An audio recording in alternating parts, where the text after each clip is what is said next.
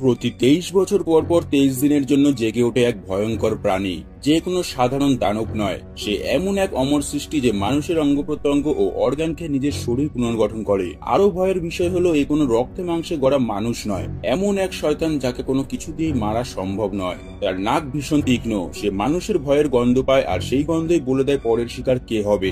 বিশাল ডানায় ভর করে আকাশে উড়ে বেড়ায়, সে ভীষণ দ্রুত এবং প্রচুর শক্তিশালী। যখন একদল হাই স্কুল বাস্কেটবল প্লেয়ার মরুভূমির মাঝখানে আটকে পড়ে, তখন তারা বুঝতে পারে এটা কোনো সাধারণ দুর্ঘটনা নয়। রাত যত বাড়তে থাকে শুরু হয় এক দুঃস্বপ্নের খেলা, জীবন মৃত্যুর লড়াই। একটি ক্লাসিক হরর থ্রিলার মুভি যা আপনাকে শুরু থেকে শেষ পর্যন্ত এক্সাইটমেন্টে জমিয়ে রাখবে, তাই ভিডিওটি স্কিপ না করে দেখতে থাকুন শেষ পর্যন্ত। প্রতি 23 বছর পর 23 দিনের জন্য মানুষ খায় এই শয়তান, আর এই ঘটনাটি তার খাওয়া দাওয়ার 22তম দিন। জ্যাক ট্যাগার তার ছোট ছেলে বিলিকে মাঠে কিছু কাজের জন্য পাঠায় এবং বড় ছেলে জ্যাকিকে তাদের গাড়ি মেরামতের জন্য কাজে লাগায়। বিলি যখন সব কাজ সেরে ক্ষেত থেকে চলে যাবে, ঠিক সেই সময় তার হঠাৎ চোখ পড়ে যায় একটা কাকতাড়ুয়া যেন মাথা ঘুরিয়ে তাকে দেখছিল। সে যখন কাকতাড়ুয়াটির সামনে যায়, তখন তার বড় বড় নখ দেখে বুঝতে পারে এটা সেই শয়তান ক্রিপার। বিলি তার বাবা দাদাকে ডাকতে ডাকতে জোরে দৌড়াতে শুরু করে, কিন্তু ক্রিপার ছিল ভীষণ ফাস্ট। সে উঠতে উঠতে বিলিকে ঠিক ধরে নেয়। তার বাবা দাদা যখন তাকে বাঁচাতে আসছে, তার আগে শয়তান তার শিকার অর্থাৎ বিলিকে নিয়ে উড়ে চলে যায়। বিলির বাবা ও দাদা জ্যাকি তাদের ছেলেকে বাঁচাতে ব্যর্থ হয়, তাই তারা ঠিক করে নেয় এই শয়তানকে খুঁজে বের করে তারা প্রতিশোধ তো নেবেই। এবার আসে সেই 23তম দিন। এই দিনটি ছিল আরো ভয়ঙ্কর। একটি হাই স্কুলের বাস্কেটবল দল তাদের একটি ম্যাচ জিতে ফেরার পথে একটি নির্জন হাইওয়ে ধরে যাচ্ছিল। বাসে খেলোয়াড়, চিয়ারলিডার, 2 কোচ ও ড্রাইভার মিলিয়ে মোট 20 থেকে 25 জন মতো ছিল। বাসটি যখন হাইওয়ে দিয়ে যাচ্ছিল, তখন কিপার মানুষের হাড় দিয়ে তৈরি একটি ধারালো অস্ত্র বা হাত বর্ষা ছুঁড়ে বাসের একটি টায়ার ফাটিয়ে দেয়। ড্রাইভার ও কোচরা বাস থেকে নেমে দেখে একটি ধারালো অস্ত্র টায়ারটিকে পুরো যেন 2 টুকরো করে ফেলেছে। তারা তিনজনই এমন জিনিস আগে কখনোই দেখেনি। এদিকে বাসের ভিতর একটি ওয়াকি টকিতে জানানো হয় গত কয়েকদিন ধরে শহরে খুব বাজেভাবে মানুষের মৃত্যু ঘটছে, এমনকি প্রাণীদেরও মৃতদেহ পাওয়া যাচ্ছে। আর সবচেয়ে আশ্চর্যজনক ব্যাপার হলো প্রত্যেক লাশের মধ্যে মিল পাওয়া যাচ্ছে, সবারই বডি থেকে কিছু না কিছু পার্টস নেই। তারা এই ব্যাপারটি শোনা মাত্র হাসি মজা করে উড়িয়ে দেয়। তাদের ড্রাইভার ওয়াকি টকিতে তাদের জন্য সাহায্য চায়, কিন্তু সেই নির্জন এলাকায় সাহায্য এসে পৌঁছাতে বেশ অনেকটা সময় লেগে যায়। তাই বাসের টায়ার ঠিক করে বাসটি আবার পুনরায় চলতে প্রায় রাত নেমে পড়েছিল। বাসটি যখন আবার চলতে থাকে, ক্রিপার এবার বাসের দুটো চাকায় ফাটিয়ে দেয়। কিন্তু এই রাতে কারোর সাহায্য পাওয়া তো খুব কঠিন ছিল। তখন তারা সবাই বাস থেকে নেমে পড়ে। কোচরা ও ড্রাইভার দেখে এটি সেই ধারালো অস্ত্র, যেটা কেউ ইচ্ছাকৃত ছুটছে বারবার। তাদের মেইন কোচ যখন সাহায্যের জন্য মশাল জ্বালাচ্ছিল, তখন কিপার তাকে তুলে নিয়ে চলে যায়। তাকে এত দ্রুত তুলে নিয়ে যায় যে কেউ তাকে ঠিকঠাক ভাবে দেখতেই পায়নি। সব স্টুডেন্টকে বাসের ভিতর ঢোকার জন্য বলা হয়। সেই সময় তাদের বাস ড্রাইভারকে কিপার তুলে নিয়ে চলে যায়। প্রথমবার তারা দেখতে না পেলেও এবার তারা শয়তানটিকে উড়ে যেতে দেখেছে। তাদের মধ্যে এবার ভয় জন্মাতে শুরু হয়। কিছুক্ষণের মধ্যে আবার কিপার তাদের আরেক কোচকেও তুলে নিয়ে চলে যায়।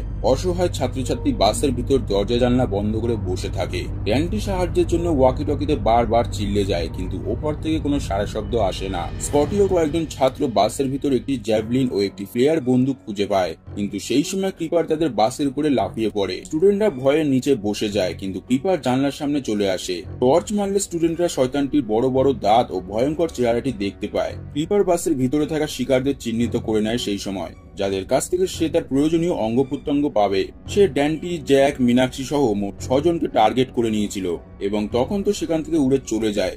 সেই রাতে আবারও বিলির বাবা ও দাদাকে দেখা যায়, যারা রাস্তা দিয়ে যাওয়ার সময় একটি গাড়িকে গাছের সাথে ধাক্কা লেগে পড়ে থাকতে দেখে। সেই সময় তাদের ওয়াকি টকিতে ড্যান্টির আওয়াজ শুনতে পায় তারা। ড্যান্টি বারবার সাহায্যের জন্য ওয়াকি টকিতে চিল্লে যাচ্ছে। বিলির বাবা অর্থাৎ জ্যাক বলে, তোমাদের কি হয়েছে, কোথায় আছো তোমরা? ড্যান্টি জানায় হাইওয়ে 9-তে তারা একটি বাসের ভিতর বন্দী হয়ে আছে, তাড়াতাড়ি না আসলে শয়তান আমাদেরকেও খেয়ে ফেলবে।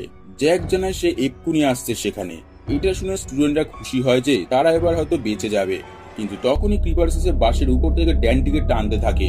সবাই যখন ড্যানটিকে বাঁচানোর চেষ্টা করে, তখন মীনাক্ষী সেই জ্যাভলিন নিয়ে ক্রিপার্সের মাথায় ঢুকিয়ে দেয়। জ্যাভলিনটি ক্রিপার্সের মাথায় এমন ভাবে আরপার হয়েছিল যে ক্রিপার বের করার চেষ্টা করলেও শেষে তার অর্ধেক মাথাটাই কেটে যায়। কিছুক্ষণ পর একজন বাসের উপর ভাঙা জায়গাটি থেকে উঁকি মেরে দেখে ক্রিপার্স বাসের উপরেই পড়ে আছে। এই ফাঁকে তারা যখন বাস থেকে বেরোতে যাবে, তখন ক্রিপার্সের বড় পাখনাটি বাসের ভিতরে পড়ে। সেটি নিয়ে একজন মজা করতে করতে পাখনাটি তাকে জড়িয়ে নিয়ে উপরে তুলে নেয় এবং তার মাথাটি কেটে নিজের মাথাতে বসিয়ে নেয় ক্রিপার। এরপর পুনরায় সে আবার শক্তিশালী হয়ে উড়ে যায়। ভিতরে থাকা স্টুডেন্টদের মধ্যে ঝামেলা লেগে যায় এই সময়। কেউ বলে বাসটি থেকে বেরিয়ে সামনের কোনো ফার্ম হাউসে ঢুকে পড়বে, আবার কেউ বলে বাইরে বেরোলেই শয়তানটির হাতে মারা পড়তে হবে। কিন্তু অবশেষে তারা বাসটি ছেড়ে বেরোলে ক্রিপার সেখানে সঙ্গে সঙ্গে চলে আসে।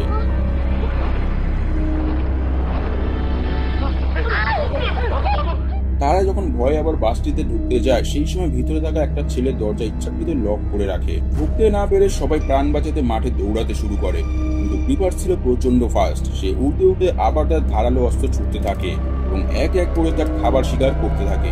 এবার সেখানে বিলির বাবা দাদারা তাদের বানানো একটি শক্তিশালী যন্ত্র নিয়ে চলে আসে, কিন্তু মীনাক্ষী তাদের বলে এখন আর কোনো লাভ নেই, সে সবাইকেই মেরে ফেলেছে। ওইদিকে ক্রিপার বাসে থাকা তার পরবর্তী শিকারকে টানছিল, কিন্তু তখনই জ্যাক ক্রিপারের গায়ে লাইট মারে। ক্রিপার যখন সশরীরে বাসের উপর দাঁড়িয়ে থাকে, তখন জ্যাক তাদের ধারালো যন্ত্রটি ক্রিপারের গায়ে ঢুকিয়ে দেয়। কিন্তু ক্রিপার ছিল বিশাল শক্তিশালী, সে নিজেকে ছাড়ানোর জন্য গাড়ি সমেত সবাইকে টেনে নেয় এবং নিজেকে ছাড়িয়ে নেয়। সেই সময় সে যখন আবার তার টার্গেটকে ধরতে আসে, তখন জ্যাক আবার ফায়ার করে। তাদের যন্ত্র ও তার নিশানা এতটাই পাওয়ারফুল ছিল যে ক্রিপার ছিটকে মাটিতে পড়ে যায়। সে আবারও নিজেকে ছাড়ানোর জন্য তাদের যন্ত্রের গাড়িটি তছনছ করে দেয়। সেই ফাঁকে তিনজন স্টুডেন্ট অন্য একটি গাড়ি নিয়ে পালানোর চেষ্টা করে, কিন্তু ক্রিপার্স এবার তাদের ধরার জন্য জোরে ওড়া শুরু করে।